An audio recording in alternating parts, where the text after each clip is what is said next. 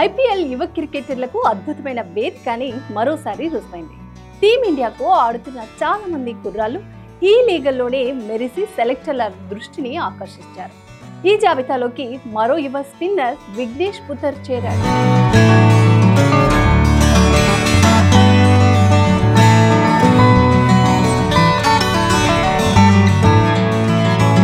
తొలిసారి ఐపీఎల్లో అడుగుపెట్టిన ఈ కుర్రోడు అద్భుతమైన ప్రదర్శనతో ఎంఎస్ ధోని నుంచి మెప్పు పొందడమే విశేషం.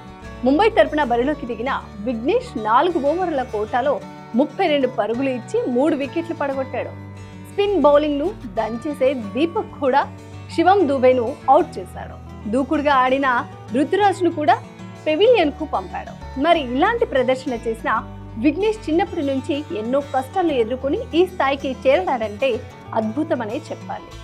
ఐపీఎల్ చెన్నై వర్సెస్ ముంబై మధ్యలో జరిగిన మ్యాచ్ లో విఘ్నేష్ పుతర్ అందరి దృష్టిని ఆకర్షించాడు. రోహిత్ కి బదులు ఇంపాక్ట్ వచ్చి సత్తా చాటాడు. 24 ఏళ్ల విఘ్నేష్ కేరళ తరపున సీనియర్ క్రికెట్ ఆడుతున్నాడు. అతడి తండ్రి సునీల్ కుమార్ ఓ ఆటో డ్రైవర్.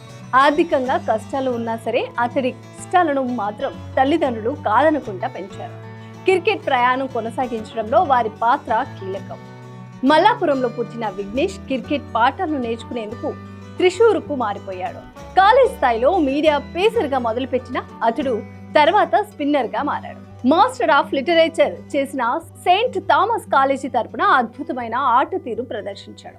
దీంతో కేరళ క్రికెట్ లీగ్ తొలి సీజన్ లో అల్పి రిపిల్స్ జట్టుకు ఆడే అవకాశం దక్కింది. ఆ తర్వాత తమిళనాడు ప్రీమియర్ లీగ్ లోనూ అడుగుపెట్టాడు. కేసీఎల్ సమయంలో ముంబై ఇండియన్స్ అతడిలో ప్రతిభను గుర్తించింది.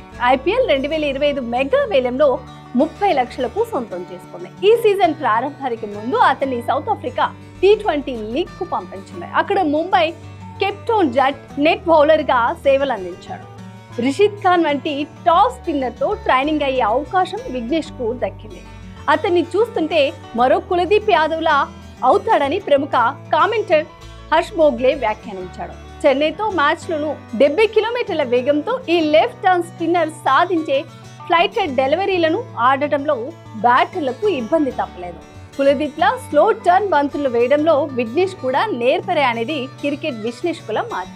ఒక దశలో ముంబైతో మ్యాచ్ ను సులువుగా సిఎస్కే సొంతం చేసుకుంటుందని అంతా భావించారు. లక్ష్యం కూడా 160 లోపే కావడం దీనికి కారణం. రచిన్, రుతురాజ్ హాఫ్ సెంచరీలు చేశారు. అంత సాఫీగా సాగిపోతున్న వేళ విఘ్నేష్ బౌలింగ్ తో ముంబై చివరి వరకు పోరాడేలా చేశాడు. దీంతో యువ క్రికెటర్ ప్రదర్శనను చూసిన ధోని మ్యాచ్ చివరిలో ప్రత్యేకంగా అభినందించాడు. అంతర్జాతీయ క్రికెట్ లోకి అడుగు పెట్టాలనుకునే కుర్రోడికి ఇంతకు మించిన గొప్ప జ్ఞాపకం ఇంకేముంటుంది. ఇలాగే కొనసాగితే తప్పకుండా జాతీయ జట్టులకు వచ్చే అవకాశం లేకపోలేదు.